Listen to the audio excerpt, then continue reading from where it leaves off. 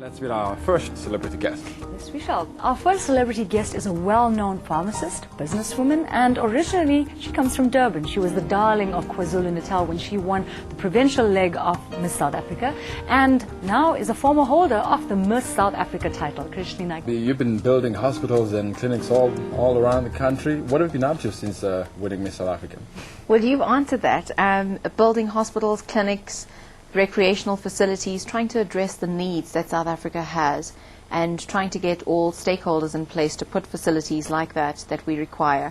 It's a case of getting corporate social investors, global investors, pharmaceutical giants that basically add to building these facilities, whether it's AIDS counseling centers, tuberculosis centers, little community bed hospitals.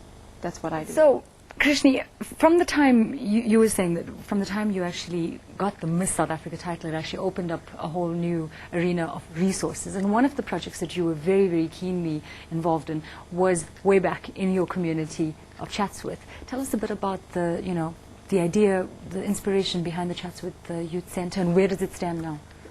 Well, the Chatsworth Centre was something that I was extremely passionate about. It had nothing to do with my involvement in healthcare, yes, but everything to do with being Indian. Yes.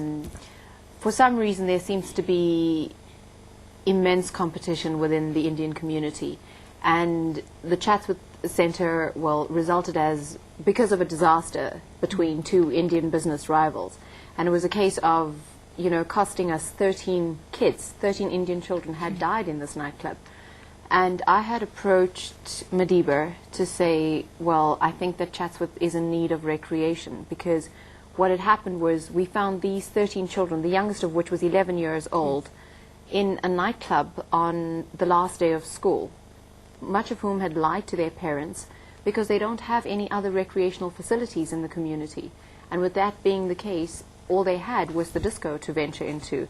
And yeah, they died as a result. So, well, Tata had agreed with me and believed that it was something that needed to be addressed. So we went down to Chatsworth together and raised funds from several corporates, the likes of Daimler Chrysler South Africa, Debbie's Fleet Management, Nando's, INJ, to name a few of the sponsors that got involved in a project that rates about 15 million rand. So there's a youth centre up in Chatsworth that is there with IT as its core feature. So these kids who don't have access to computer skills, ballroom dancing, whatever class that would afford them some form of skill, yes, is now what they have within that centre. And it's very active, it's being used widely, and yeah, something that they require and appreciate, I think.